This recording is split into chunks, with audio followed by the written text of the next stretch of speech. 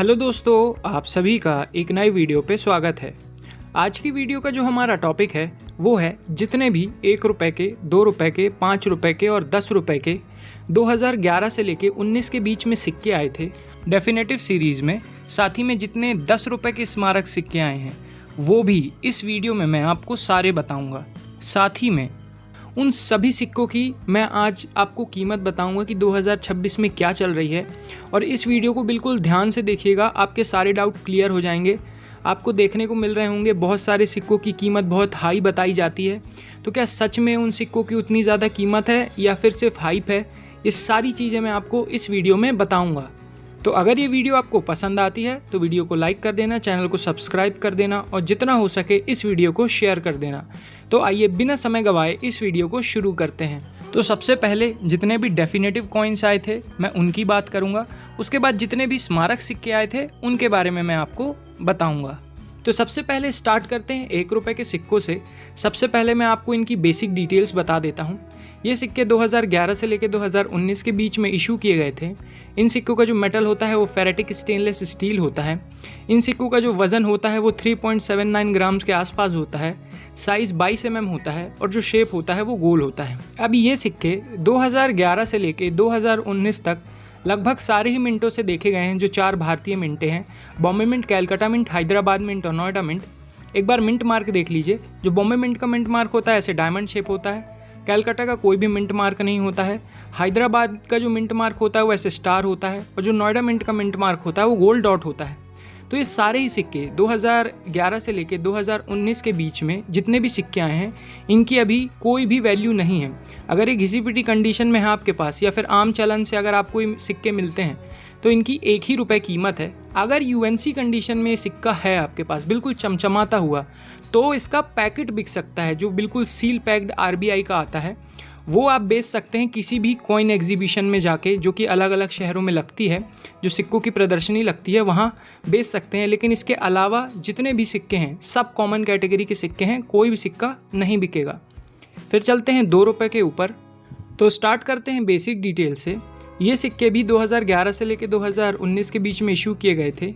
इन सिक्कों का मेटल भी फेरेटिक स्टेनलेस स्टील होता है। वज़न 4.85 ग्राम्स के आसपास होता है। साइज़ 25 mm होता है और जो शेप होता है वो गोल होता है। अब ये सिक्के भी 2011 से लेकर 19 के बीच में चारों ही मिंटों से आए हैं। Bombay mint, Calcutta mint, Hyderabad mint और नोएडा मिंट। और चारों ही मिंट के सिक्के 2011 से लेकर 19 के बीच में अगर कम अच्छी कंडीशन में है तो 2 ही रुपये कीमत रखते हैं। ये सिक्के नहीं बिकेंगे। अगर आपके पास सील्ड पैकेट है तो वो बिक सकता है, लेकिन उसके अलावा अगर आप सोच रहे हैं कि ये सिक्के बिकेंगे तो ये नहीं बिकेंगे। 1 रुपये में और 2 रुपये में कुछ म्यूल सिक्के आते हैं, उसकी मैं किसी और वीडियो में बात करूँगा।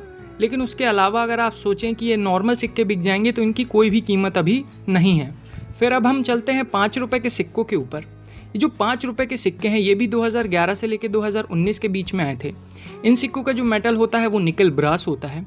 वज़न इन सिक्कों का 6 ग्राम होता है। साइज़ 23 mm होता है और जो शेप होता है वो गोल होता है।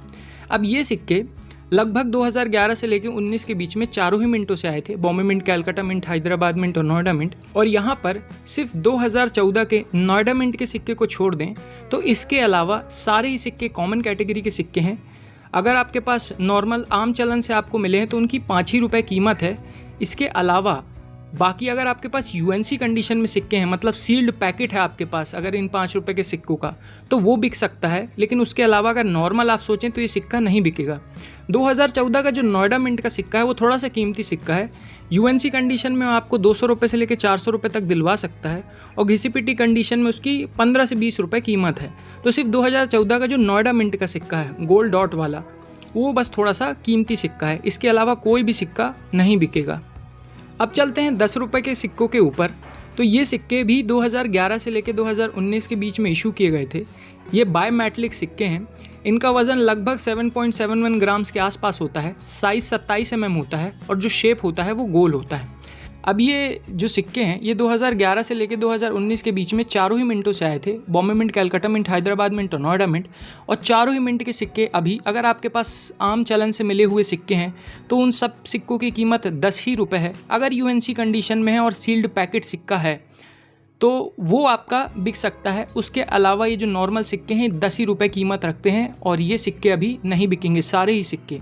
अब देखिए, इसमें जो 5 रुपये के म्यूल सिक्के आते हैं, कुछ दिन पहले ही मैंने वीडियो बनाई है और उसमें बताए हैं कि 5 रुपये के जो कीमती म्यूल सिक्के हैं उनकी कीमत क्या है। तो उस वीडियो को आप इस वीडियो के बाद जाकर देख सकते हैं। तो ये हो गई जितने भी डेफिनेटिव कॉइन्स आए थे। अब 5 रुपये के जो स्मारक सिक्के आए थे निकल ब्रास वाले, और ये जो 10 रुपये के बायोमेट्रिक कॉइन्स थे, इसमें भी स्मारक सिक्के कई सारे आए हैं। अब मैं उनकी कीमत आपको एक एक करके बता देता हूँ। तो सबसे पहले स्टार्ट करते हैं 5 रुपये के सिक्कों से। तो ये जो निकल ब्रास मेटल से सिक्के आए हैं कमेमोरेटिव कॉइन्स, इसमें कई सारे सिक्के आए हैं और इन सभी सिक्कों में अगर आप 3 सिक्कों को छोड़ दें, जो कि हैं 1965 ऑपरेशन वाला जो सिक्का आया था उसका फर्स्ट स्ट्राइक सिक्का, दूसरा जो मैसूर यूनिवर्सिटी वाला सिक्का आया था उसका फर्स्ट स्ट्राइक सिक्का, और तीसरा पीसी महलानोबिस का जो बिग पोर्ट्रेट वाला सिक्का है, ये वाला सिक्का।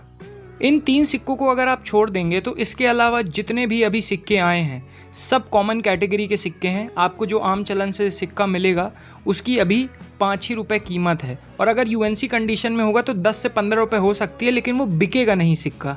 अब इसका प्रूफ क्या है मेरे पास, अगर आप इंटरेस्टेड हैं तो मैंने कई सारी, आप मेरे यहाँ चैनल पे जाएंगे, विजिट करेंगे और यहाँ पे मेंबर्स ओनली में क्लिक करेंगे जब, तो यहाँ पे ना मैंने कई सारी वीडियोस डाली हैं मिंटेज की। तो कैलकाटा मिंट का आप देख पा रहे होंगे, मैंने वीडियो डाल दी है सारे सिक्कों की। अभी मैं बॉम्बे मिंट के सिक्कों की सारी मिंटेज डालूंगा, तो आप वहाँ जाके देखेंगे तो आपको पता चलेगा कि मैं क्यों कह रहा हूँ इतनी ज़्यादा कीमत नहीं है। और आपको नहीं देखना है तो मैं यहीं पर आपको बता रहा हूँ कि इन सिक्कों की मिंटेज काफ़ी ज़्यादा है, मतलब 50 लाख 1-1 करोड़ इन सिक्कों की मिंटेज है।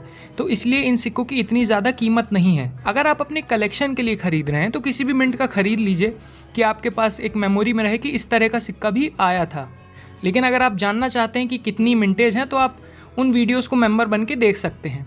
इसके अलावा अगर हम 10 रुपये के सिक्कों की बात करें तो 10 रुपये के भी सारे ही सिक्के अभी कॉमन कैटेगरी के सिक्के हैं।